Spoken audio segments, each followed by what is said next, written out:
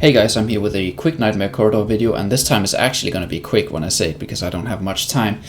So for this round of Nightmare Corridor, something has actually changed, with Matria being potentially replaced by Awakened Sophia, along with Coratio in the third team. So if we take a look at my best formation, we can look at the first team here, where I use a combination of Lucretia and Vithiel to do damage. Obviously, if you had Awakened Awakened Athalia build, she would slot into this comp for the first team.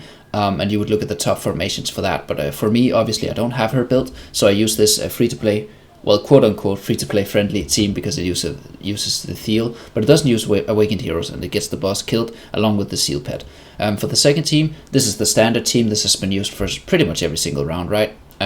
So you should be familiar with this. It's the Yoran team. There are substitutions, obviously, if you have Olgarth built, but most people don't. So this is what you end up with, and this is what I have been using for most of the attacks. Now for the third team, this is where there's some actual change from last week. Now usually here, this is where you would want to use Matria, and I still believe Matria is a very good merc for this round. Now for this round, I was unable to get a Matria merc, which means I had to merc something else, and that also meant that I had to find a replacement for Matria in this round. Now luckily for me, I had the trial version of Awakened Sophia, and this combination, as you can see, it kills the boss in 47 seconds. I believe Matria is, for me at my investment, when I merc a fully built Awakened Matria, Awakened Matria is still slightly faster than 47 seconds. However, this is a very good alternative for Awakened Matria, who not a lot of people have built.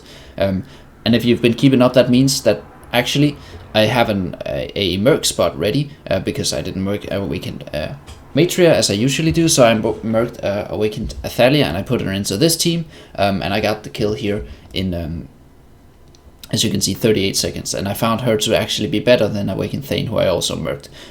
Now, ideally, I would use a Matria in here, and then I would use Coratio to replace Awakened Thane in here, and then use Awakened Athalia in here, but that's not how it ended up happening because I needed Coratio here. Anyways, for my third team, this is the standard Belinda team, not much to speak of here. Interestingly enough, you can use Helios here, but it's also possible to use Rain here, and if you use Rain, you would want to use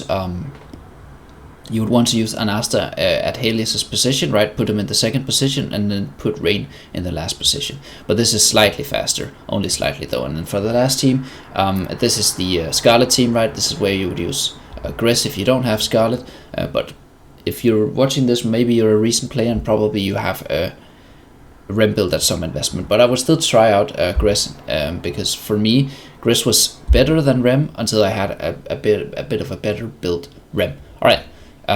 That's it for my teams. Let's just real quick look at the top formation, right? As I told you guys, this was the Awakened Athalia team for the first one. The second one, this is where you can use pretty much any replacement for this guy, right? And then for the third team, this is where you can see, even for the top players, Coratio along with Awakened Sophia, although at super high investment with the biggest pet of all time, is actually replacing Matria. And then for the second team, or the fourth team, this is the Awakened Thane team, right?